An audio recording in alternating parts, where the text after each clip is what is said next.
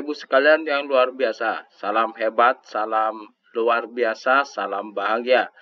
Nah, Bapak Ibu sekalian, request dari beberapa guru yang dijadikan PLT, namun dia juga belum masuk di Dapodik. Artinya dia hanya ditunjuk oleh kepala sekolah sebelumnya yang pensiun atau pindah, sehingga di sekolah tersebut belum ada kepala sekolah. Sementara SK sebagai kepala sekolah PLT belum ada. Nah, persoalan yang kedua, kepala sekolah sebagai kepala sekolah definitif di suatu sekolah dan ia adalah kepala sekolah PLT di sekolah lain. Apakah menyusun RHK yang sama antara sekolah sebagai kepala sekolah PLT dan definitif? Nah, Bapak Ibu sekalian, menurut jawaban dari asisten guru di PMM, Bapak Ibu sekalian, jika menemukan pertanyaan tentang apakah kepala sekolah definitif sekaligus PLT di sekolah lain harus mengisi RHK yang sama, maka jawabannya adalah jadi kepala sekolah definitif yang juga menjabat sebagai PLT kepala sekolah di sekolah lain tidak perlu mengisi RHK atau rencana harian kerja, rencana hasil kerja yang sama.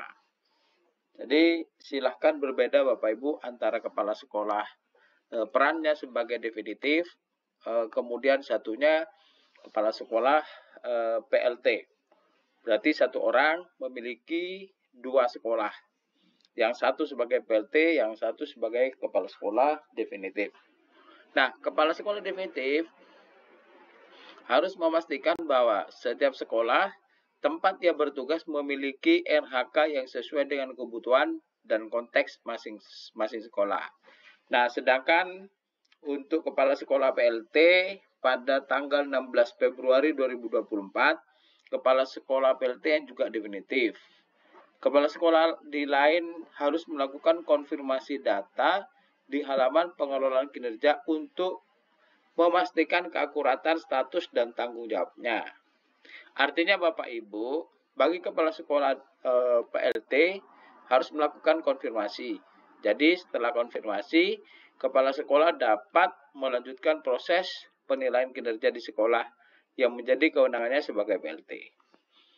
Jadi Bapak Ibu sebagai kepala sekolah PLT dan definitif, maka yang di PLT itu supaya melakukan konfirmasi data di halaman pengelolaan kinerja PMM. Silakan dicek Bapak Ibu. Nah, pertanyaan berikutnya terkait PLT.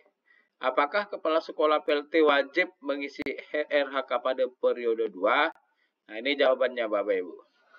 Jika kepala sekolah PLT itu tidak termasuk dalam tugas tambahannya, maka kepala sekolah PLT tidak wajib mengisi rencana hasil kerja untuk periode 2. Sekali lagi, jika tugas tersebut tidak termasuk dalam tugas tambahannya. Jadi dia belum mendapatkan SK tetap sebagai PLT, kemudian di Dapodik belum diubah sebagai kepala sekolah PLT, hanya ditunjuk, maka dia itu tidak mengisi RHK sebagai kepala sekolah.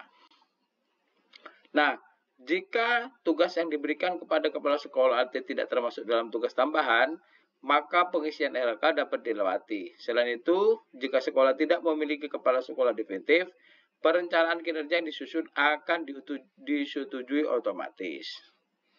Ini relevan dengan pertanyaan yang ketiga. Ini Bapak Ibu. Jadi bagaimana jika tidak ada kepala sekolahnya? Apakah RHK guru tetap bisa disusun pada periode 2? Ini jawabannya. Jika tidak ada kepala sekolah di sekolah Anda, rencana hasil kerja guru tetap bisa disusun. Itu akan disetujui secara otomatis. Jadi jangan risau, bagi Bapak Ibu yang tidak ada kepala sekolahnya, maka RHK-nya akan disetujui otomatis oleh sistem. Nah, dalam situasi di mana sekolah tidak memiliki kepala sekolah definitif, Bapak Ibu, perencanaan kinerja yang telah dilakukan oleh guru akan otomatis disetujui. Nah, hal ini memastikan bahwa proses administrasi dan perencanaan tetap berjalan meskipun ada kekosongan posisi di kepala sekolah. Jadi walaupun tidak ada kepala sekolahnya, nah Bapak Ibu tetap melakukan rencana hasil kerja, ya, menyusun hasil kerja. Jangan khawatir, Bapak Ibu tetap menyusun rencana hasil kerja. Kemudian kita mencoba bertanya bagaimana jika tidak ada kepala sekolah, apakah siapakah yang akan menilai kinerja guru? Nah, ini coba kita tanyakan Bapak Ibu. Maka kita cek jawabannya. Nah, di sebuah sekolah bisa saja Bapak Ibu tidak ada kepala sekolah. Nah, lalu siapa yang akan menilai? Nah, ini jika tidak ada kepala sekolah, penilaian kinerja guru dapat dilakukan oleh tim kerja yang dibentuk sesuai dengan kebutuhan satuan pendidikan. Nah, nanti tim kerja Bapak Ibu yang akan melakukan penilaian. Siapa itu? Nah, di dalam situasi sekolah tidak memiliki kepala sekolah definitif, tim kerja yang terdiri dari guru-guru pada satuan pendidikan tersebut dapat membantu melakukan evaluasi kinerja guru. Hal ini sesuai dengan pasal 25 Peraturan Direktur Jenderal Guru dan Tenaga Pendidikan nomor ini Bapak Ibu, tentang petunjuk teknis pengelolaan kinerja guru dan kepala sekolah. Jadi di sekolah ketika sudah dibentuk tim, maka tim ini supaya melapor kepada OPS atau dinas bahwa mereka bisa melakukan evaluasi kinerja guru.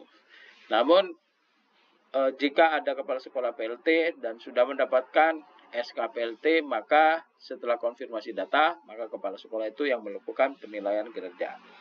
Nah, demikian dari Pak Guru Pedia, Bapak Ibu sekalian, semoga membantu pertanyaan-pertanyaan daripada Pak Guru Lovers. Mudah-mudahan bisa menjawab pertanyaannya, dan silakan Bapak Ibu bisa menulis pertanyaan kembali. Silakan mohon dukung channel ini semakin maju dan berkembang dengan mutu dengan cara subscribe, like, and share. Jangan lupa nyalakan loncengnya untuk mendapatkan notifikasi terbaru. Salam hebat, salam bahagia. Assalamualaikum warahmatullahi wabarakatuh.